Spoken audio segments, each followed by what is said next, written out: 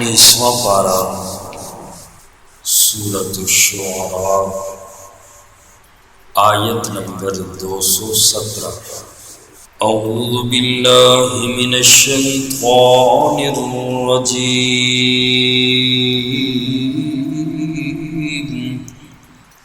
بسم اللہ الرحمن الرحیم،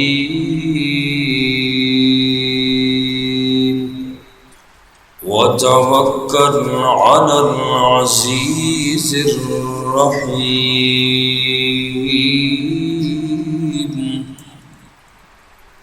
اور آپ توکل کیجئے اس ذات پر جو غالب ہے، بہت بڑا مہربان ہے۔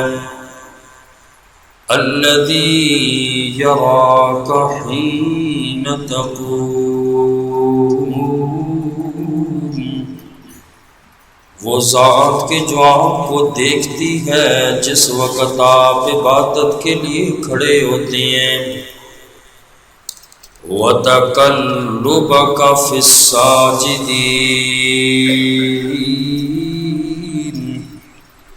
اور آپ پلٹتے ہیں سجدہ کرنے والوں میں۔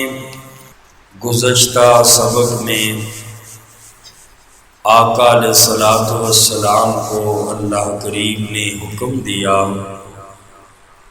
کہ اے میرا پاک پیغمبر، وَأَنذِرْ عَشِيرَتَكَ الْأَقْرَبِينَ، آپ اپنے قریبی رشتہ داروں کو ڈرائیے۔ اور آقا علیہ السلام نے تبلیغ کا آغاز شروع کیا۔ مکے کے مشرکین نے آقا کو دھمکیاں دینی شروع کر دیں، تو اس آیت پاک میں نبی کریم صلی اللہ علیہ وسلم کو تسلی دی گئی، اے میرا پاک پیغمبر، یہ کفار آپ کا کچھ نہیں کر سکتے، آپ اللہ کی ذات پر توکل کیجئے۔ اور وہ ذات ایسی ذات ہے کہ جو آپ کو دیکھتی ہے، یعنی آپ ہر وقت اللہ کے سامنے ہیں۔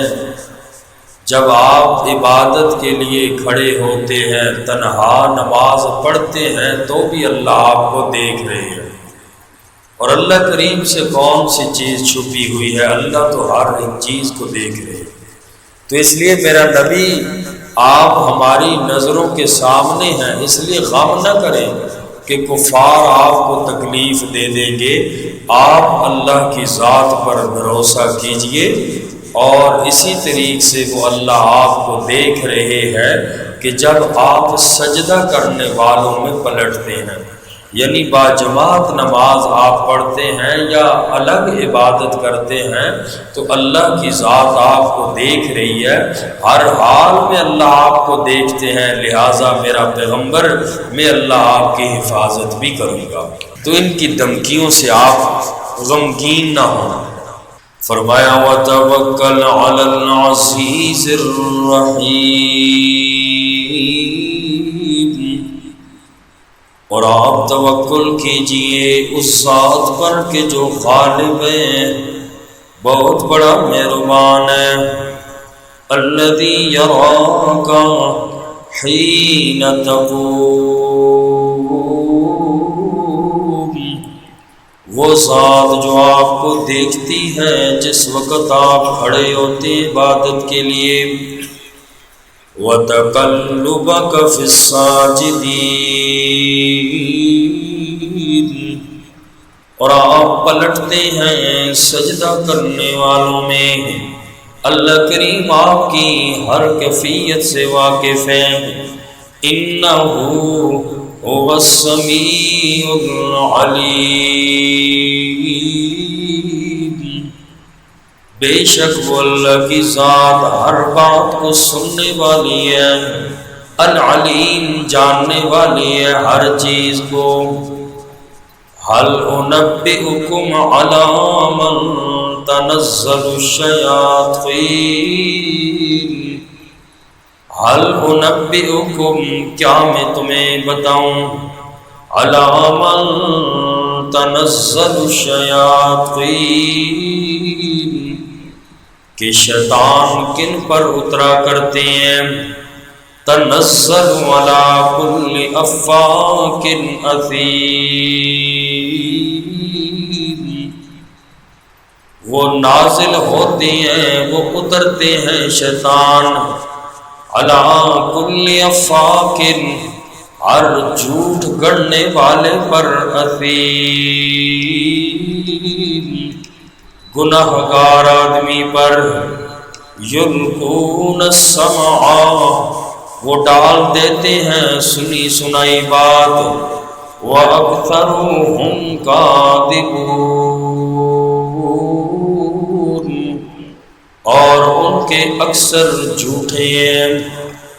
شیطان اور جنات کسی سنی سنائی بات کے ساتھ جب اوپر جاتے ہیں، کوئی بات یہ سن لیتے ہیں ایک آدھ بات، اور اس کے ساتھ 100 جھوٹ ملا کر نیچے آ کر کاہن اور نجومیوں کو بتا دیتے ہیں، اور پھر کاہن اور نجومی پیسے لے کر لوگوں کو بتا دیتے ہیں، کوئی ایک بات سچی نکلتی ہے، باقی ساری جھوٹی نکلتی ہیں۔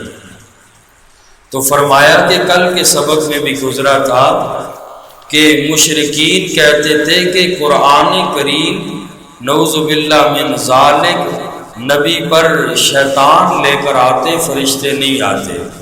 اس کا جواب دیا کہ اے میرا نبی، آپ ان سے کہہ دیجئے میں تمہیں نہ بتاؤں کہ شیاطین کن پر اترا کرتے ہیں؟ شیطان تو جھوٹے آدمی پر آتے ہیں، گناہگار آدمی پر، اور پیغمبر علیہ السلام کی زبان اطہر کے بارے میں پورا مکہ گواہ ہے، اگرچہ آقا کے مخالف تھے، آقا علیہ السلام کو صادق اور امین کہتے تھے، آقا علیہ السلام تو سچے آدمی ہیں، اور شیطان تو جھوٹے اور گناہگار آدمی پر آتا ہے۔ تو فرمایا کہ یہ شیطان اور یہ جنات ان نجومیوں کو بتا دیتے ہیں، یلقون السمع واکثرهم کاذبون، ان کی اکثر باتیں جھوٹی ہی ہوتی ہیں۔ اور آگے فرمایا والشعراء یتبعهم الغاوون، جو شاعر لوگ ہیں ان کی پیروی گمراہ لوگ کرتے ہیں۔ اس سورت پاک کا نام بھی اسی آیت پاک کی وجہ سے رکھا گیا، سورت کا نام بھی شعراء ہے، اور یہاں سے آخر تک شعراء کے بارے میں ہی کلام کیا گیا، چونکہ کافر لوگ آقا علیہ السلام کو شاعر کہتے تھے۔ اللہ پاک نے فرمایا کہ میرا پیغمبر شاعر نہیں ہے، اور شاعروں کی فرمایا جو لوگ پیروی کرتے ہیں وہ تو گمراہ لوگ کرتے ہیں۔ شعراء کی مجلس میں اکثر جو ہے وہ شرابی اور ذہنی عیاشی کے لیے لوگ جاتے ہیں، اور اس آیت پاک میں اور اگلی 3 آیتوں میں اللہ نے شاعری کے 3 نقص بیان کیے، شاعری کے 3 عیب بیان کیے شاعر کے۔ جو شاعر ہوتے ہیں وہ تو ایسے لوگ ہوتے ہیں، تم نے پیغمبر میرے پاک پیغمبر کو شاعر کہتے ہو، حالانکہ شاعر تو ایسے ہوتے ہیں۔ پہلی بات ذکر کی کہ شعراء کے جو متبعین لوگ ہوتے ہیں، شعراء کی مجلسوں میں بیٹھنے والے اکثر گمراہ لوگ ہوتے ہیں۔ اور دوسری بات بیان فرمائی آیت میں کہ شعراء تخیلات کی وادی میں بھٹکتے رہتے ہیں، کوئی حقیقی چیز نہیں ہوتی، تخیلات اور خیالات کی دنیا میں ہوتے ہیں، ایسی بے تکی باتیں کرتے ہیں کہ جن کی کوئی بنیاد نہیں، محض خیالی گھوڑے دوڑاتے رہتے ہیں۔ دوسری آیت میں اللہ نے یہ بیان کیا کہ شعراء کی دوسرا نقص یہ ہے، اور تیسرا نقص بیان کیا کہ شعراء وہ کچھ کہتے ہیں جو کرتے نہیں ہیں، کہتے تو کچھ ہے لیکن کرتے کچھ اور ہے۔ گویا کہ ان کے فعل اور قول میں تضاد پایا جاتا ہے۔ ان کے کلام عموماً عشق اور محبت کی داستانیں ہوتی ہیں، اور وہ بھی حقیقی نہیں، فرضی داستانیں ہوتی ہیں۔ اسی لیے فرمایا کہ ان کے متبعین اکثر گمراہ لوگ ہوتے ہیں۔ زمانہ جاہلیت کے میں بھی بڑے بڑے شعراء تھے، امراء القیس اور متنبی، یہ بہت بڑے شاعر گزرے ہیں عربی کے۔ متنبی نے تو ابتداءً نبوت کا بھی دعویٰ کیا تھا، اور پھر لوگوں نے جب اس کو خوب مارا تو پھر یہ باز آ گیا نبوت کے دعوے سے۔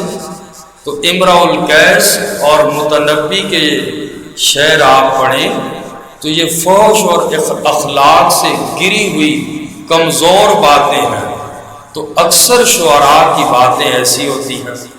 اسی لیے قرآن کریم نے فرمایا وما علمناہ الشعر وما ينبغي له، کہ ہم نے اپنے نبی کو فن شعر نہیں سکھایا، شعر کا فن اپنے نبی کو نہیں سکھایا، وما ينبغي له، اور نہ ہی نبی کریم صلی اللہ علیہ وسلم کی یہ مناسب ہے۔ حضرت سیدنا ابو سعید خدری رضی اللہ تعالی عنہ فرماتے ہیں کہ آقا علیہ الصلوۃ والسلام کسی سفر میں جا رہے تھے تو راستے میں کوئی شاعر بیہودہ شعر کہتا ہوا ملا، تو آقا علیہ الصلوۃ والسلام نے فرمایا خذوا الشیطان، اس شیطان کو پکڑو۔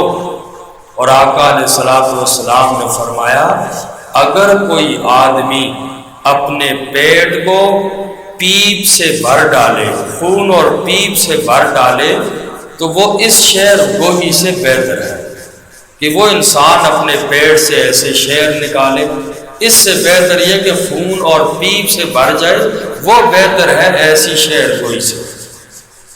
اور اس لیے اللہ پاک نے فرمایا کہ میرا پیغمبر یہ شاعر نہیں ہے۔ کیوں؟ شعراء کا کلام کیسا ہوتا ہے؟ فحش اور اخلاق سے گری ہوئی کمزور باتیں ہوتی ہیں۔ میرے پیغمبر کی بات اور میرے نبی کی مجلس اللہ نے فرمایا شاعروں جیسی نہیں ہے۔ آقا کی مجلس میں بیٹھنے والے تو صحابہ تھے، آقا علیہ السلام نے فرمایا اصحابی کالنجوم، میرے صحابہ تو ستاروں کی طرح ہیں۔ بِأَيِّهِمْ اقْتَدَيْتُمْ اهْتَدَيْتُمْ، کسی ایک صحابی کی بھی تم اتباع کرو گے ہدایت پا جاؤ گے۔ اللہ کے نبی کی مجلس سے تیار ہونے والے لوگ ایسے تھے، شعراء کی مجلس میں بیٹھنے والے لوگ کیسے ہوتے ہیں؟ تم پیغمبر کے ساتھ شاعر نبی کو شاعر بناتے ہو۔ اسی لیے فرمایا الصحابۃ کلہم عدول، صحابہ سارے عادل تھے، کسی صحابی پر بھی تنقید کرنا جائز نہیں ہے۔ تنقید کا مطلب یہ آپ کسی بھی سند میں کوئی صحابی آ جائے تو کسی پر تنقید یوں نہیں کہہ سکتے کہ یہ صحابی ضعیف ہے۔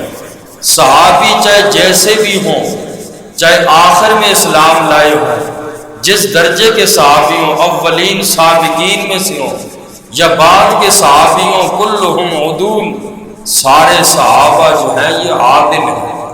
صحابی کے بارے میں کوئی یہ نہیں کہہ سکتا کہ یہ ضعیف ہے۔ ہاں البتہ جب بات تابعین کی آئے تو وہاں راویوں پر بحث ہو سکتی ہے کہ فلاں تابعی ثقہ ہے، فلاں ضعیف ہے، فلاں ایسا ہے۔ صحابی کے بارے میں یوں نہیں کہا جا سکتا کہ فلاں صحابی ضعیف تھا، فلاں صحابی ایسے تھے۔ صحابی پر تنقید جائز نہیں۔ الصحابۃ کلہم عدول، سارے صحابہ نبی کے عادل تھے۔ تو اس لیے فرمایا کہ شعراء کے کلام میں اور نبی پاک کے کلام میں زمین و آسمان کا فرق ہے۔ اور آقا علیہ الصلوۃ والسلام کے مجلس کے شعراء بھی تھے، ایسے شعراء آگے آ رہا ہے کہ ہاں جو نیکی کے کام کریں، اللہ کو یاد کریں اور یا دشمنوں سے انتقام لیں، جیسے کہ حضرت حسان بن ثابت کافر جب آقا علیہ الصلوۃ والسلام کے بارے میں توہین کرتے، آقا فرماتے حسان ابن ثابت کھڑے ہو جاؤ اور ان کو جواب دو۔ تو نبی پاک صلی اللہ علیہ وسلم کے مجلس کے شعراء حضرت حسان بن ثابت، حضرت کعب بن زہیر، حضرت شماس بن زرار رضی اللہ تعالی عنہم، حضرت عبداللہ بن رواحہ، حضرت کعب بن مالک، یہ آقا کی مجلس کے مشہور شاعر تھے۔